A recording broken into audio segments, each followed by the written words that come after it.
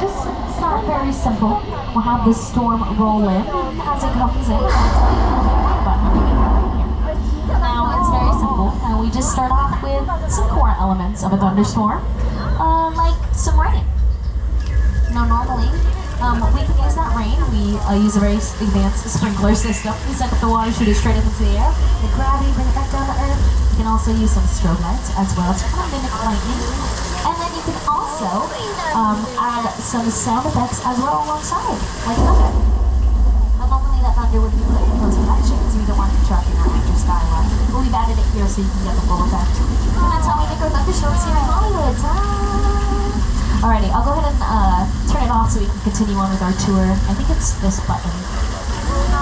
Okay, I don't think that was the right button. Oh no.